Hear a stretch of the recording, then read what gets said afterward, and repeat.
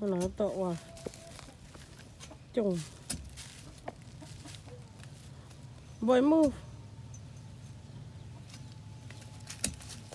bây giờ nó mà thấy tập tái con xe nó ra đi đâu nó to ở trùng không có nó ui xem con ra một thỏ to thường ra vậy cái từ đã lâu rồi thì ở trồng ra thật khứ chỉ cả tôi cái chỉ có sẽ tôn ra nữa là còn nó còn là nhẹ chỉ lúc mình làm đông tôi luôn nó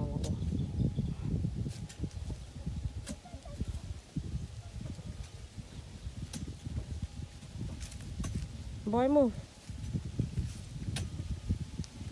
nó cái sáu nó có tao một chuyện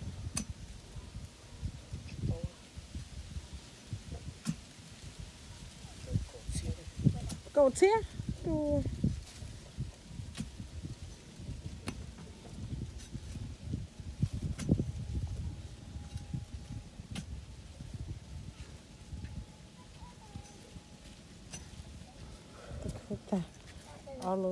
nó thấy lu này nhắn được cũng nó nó thích đấy con là khơi chứ khơi này ăn chuột là mặt khơi rồi mặt khơi này ôi giờ có bay giờ mỏ lo chê có tự khơi tàu rồi tàu á chỉ là khơi tàu nó khó lâu nó khó rồi ha khơi khó lắm đây chai pla cho các bây giờ mỏ là non nè chị giờ không mỏ là non cái thằng nó chỉ mua làmอาหารnhá cái thứ làmอาหารcho nhau đây chứ chạy bây giờ tại là mì cà giờ tao ít khăn xả lệ rau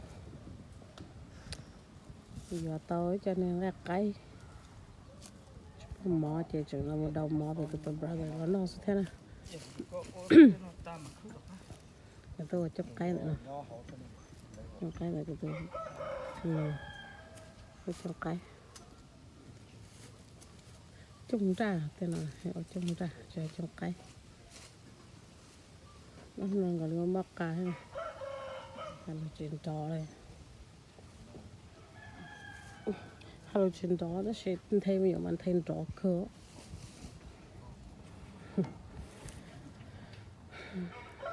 để nó cho nó lo thế tàn đó là tôi cho nó tự dễ lấy cho nó cũng sót thế nó cho nó sót lấy cho nó no nhớ họ chán tôi cứu chỉ họ nó cũng sót lại nhớ là còn mình đón dòng của nó là chỉ nó dễ thế nữa nó cậu chung rồi ra sẽ ở trong nó nè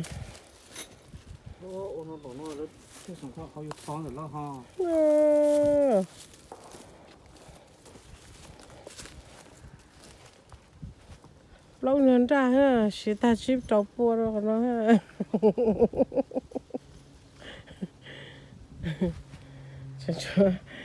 cho tôi thấy nó nè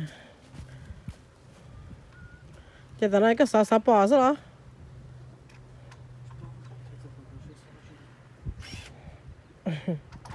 lấy nhân ra ha lấy nhân ra ha thành công thấu tiền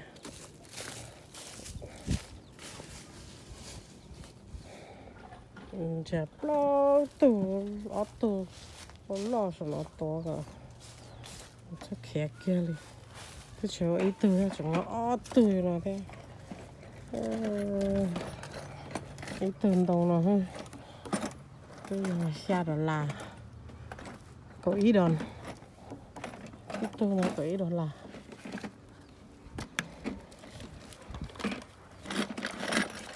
nó là tụi nó là cá to ở trong cái này mà mình thấy cái tụi đó là cái bài người ta cho sự cái gì nó chỉ là vỏ nó trong cái nó lúc trong trà nhớ dùng trà rồi nó nè. Hey, mommy. Why do you? I video. What is? You want a video too? What is? Who's that? What is it? Who's that? I don't know. You don't know. Mình chỉ bỏ tụi nó thế. Mình thấy daddy này. I'll touch it. People get a baby egg. Huh? A baby egg? Where? I want it. I want baby egg. Where is it? A baby egg. A baby Where your pot? I Nó know. chỉ mất dễ này. Chỉ là tay phải nào mà. Mình cho số. Mình cứ xài nó dễ ta sao. Cho nó chân chuối đây. Nhưng mà dễ này. Tao nó đang có chỉ feel good đấy. Chỉ có chỉ sẵn đó. Ở chứ ha. Xong rồi. Nó món thế à? Look. Okay. Only Jonah had Oh, okay. Look at that. Oh, the mom yellow for everything. No touch it.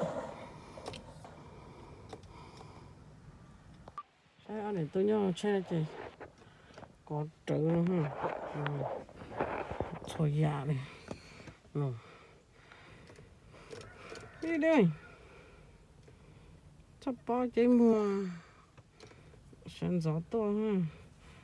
Con. Tôi nói nè thúng plơ về có cú lại. Sẽ lạ trà, nó có chẳng khé thế nào. Chúng mình nhớ cho chú chia chè cái chọc cú xí nè.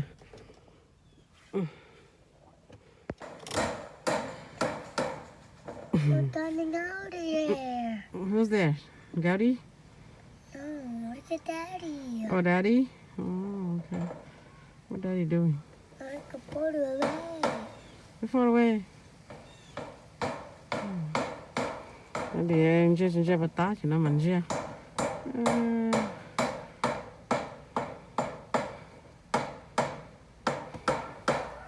Daddy got you early. My God. Who's it?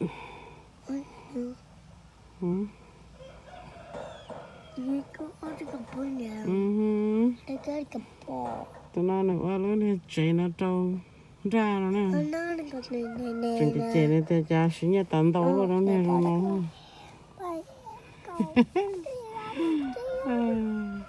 Tụi nó sẽ mà kịp thế à? Còn nên nó sẽ nhưng mà hay lo chèn cái tụi thấu thế cái tụi đã lòng cái tụi xịt ta gì bùa rồi khỏi nó đó tụi tông trong nó thế đấy gì bùa nè chơi đâu đi chơi chứ thôi gì kia thôi kỳ tiếp theo thôi xịt bá ủa là khỏi thế của tụi đã lòng tỏ tôi rồi tỏ tôi ha xịt của tụi đã lòng nó chơi như tụi lót của nó tụi đã trên xe chia đó tụi nó thế tụi đã lo lắng cái tụi sai sao chơi bộ tụi chơi rồi ok tháo à ở trong đó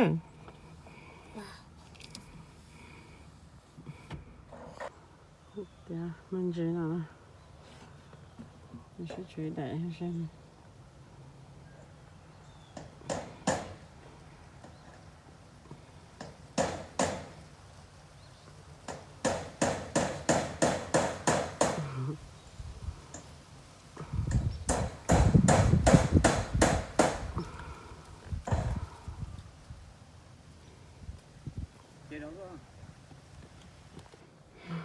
không có chế này sao cái gì nữa trên này sao nào còn rốn này sống thế này anh không rốn ở này sống sao sao cái này này sống đâu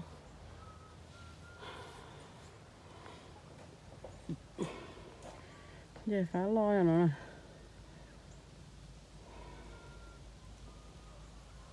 xong rồi cái lon rồi tôi sai tôi nói nó là những tàu này này chỉ một đã đây này cái tàu nó là một cái cái sát tàu nó sẽ chơi những tàu lấy block chip box lấy ra đấy dụ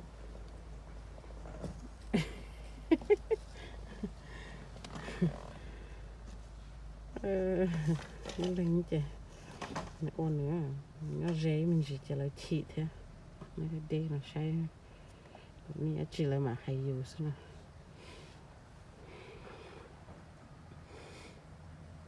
bây giờ nó tôi cho một quả sắn đá này chơi sát tàu vào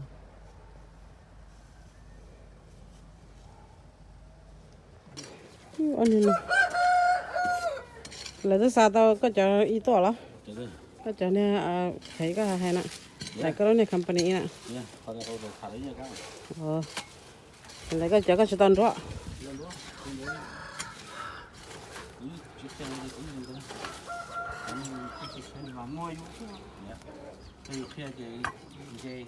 bông đi nè cái gì này cái ít tuần rồi ít bán rồi chứ ha lâu tu chụp bóng phá bữa tôi bóc hả xem mà vô dịp lâu tu chụp bóng phá cái hồi nó không bằng này hồi cái tàu đơn cho con rau đó có phải là sao xong đó cho ai lấy copy đó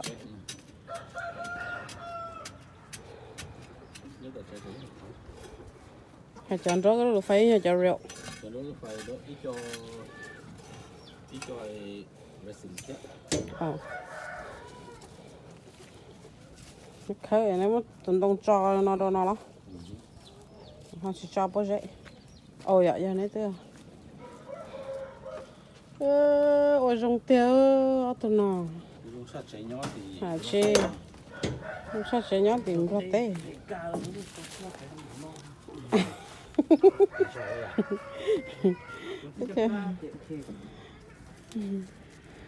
thì mình can nó thích tao chân một nó nhỏ giờ cũng giống tế cũng lúc mẹ nó nhỏ xa là cho nên xem ra tế giờ chỉ đá lên nó to trên tế để là trên tế cho con nó to sẽ thêm một giờ cái có thêm đấy là cho nên cho xa lắm đi là thì có thì mà lấy cơ đi là thì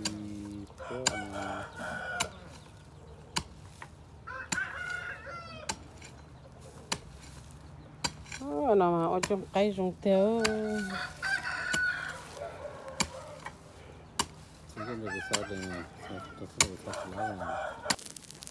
sao nó nọ mà cho sen ra lỡ thế nó có sao nó chứ bây giờ nè lấy ăn qua nè qua là cho sen ra lại có sao nó hả được rồi dạ đây giờ vui ha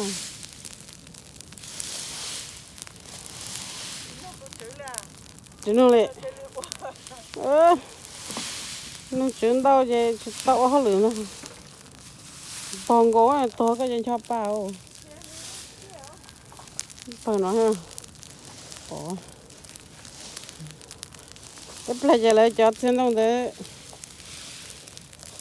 có lát ta đây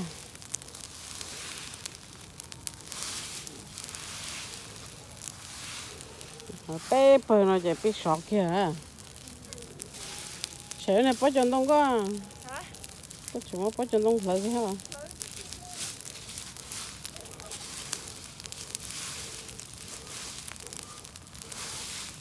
mày kể cho tôi chỉ chẳng bờ cho nó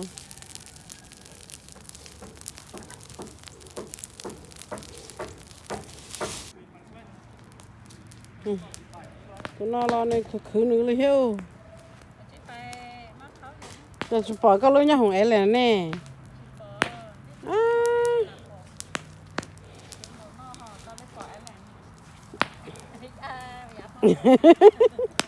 dàn đón khó dàn đón đùa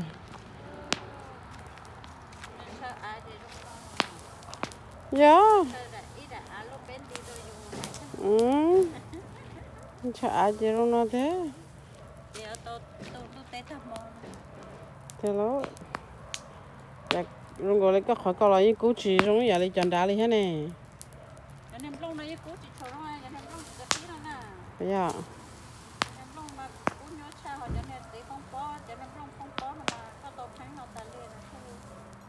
thế cú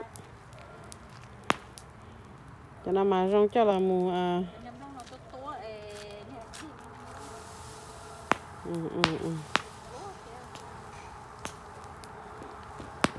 cho nên sao không bông to cho hả ô được thế nhà chỉ lọ bò dạ dạ cả人个里等于才可以蛮高噻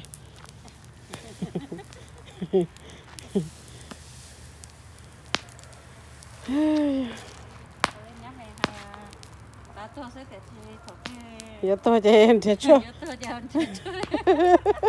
我就说有多点。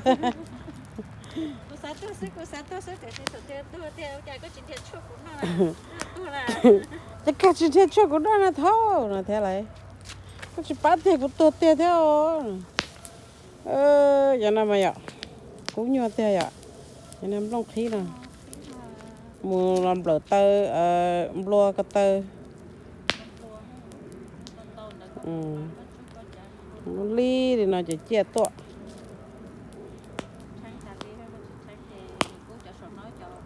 Nhưng mà cú bay hết bò, nó mà thương nó cho nó chia rú to, thì bay hết tàu chui cho nó chỉ thế này, để chơi nhớ tao nó mà lấy đây tàu rú to thôi à, chỉ câu lấy thôi, sồn tay tao nó mà cú bay này.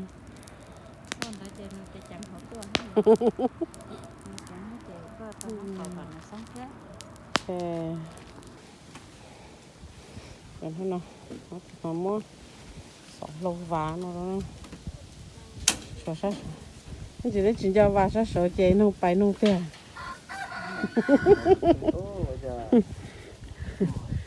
nó khiến nó mà ấy là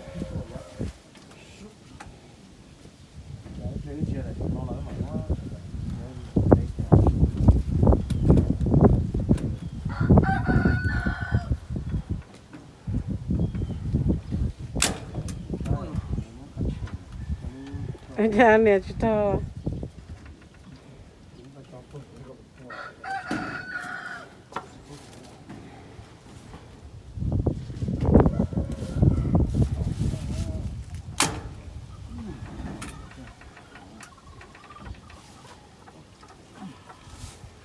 cho tôi một cái po cây có lọ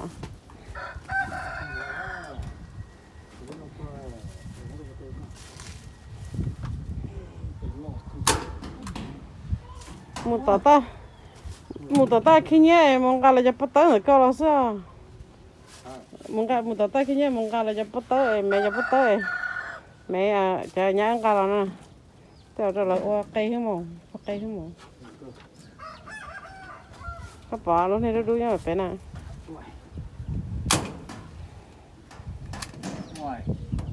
con hiền tao rấu là chị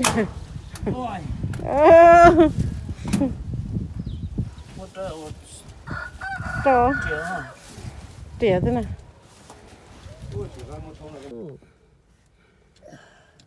nó nửa trắc á tao mua sọ lâu sọ lên nó trộn này nếu ở lúc trong nó chạy lên này bây giờ đông lần thái sẵn đó thế thái khó nữa cho tao sọ nhớ trong đạn nó nè thế chẳng thương đấy chuối khó nhớ cho sầu sát sầu tập cái này nó tao đi thử món vỏ thế giờ tao phải vỏ thun đông một cái thun đông làm gì đứa một tấm nhảy vào trên xe tao cứ chụp còn này ô tiền lúc trong này tao giờ chỉ tao tiền này cái phía này trên này tao hơi thế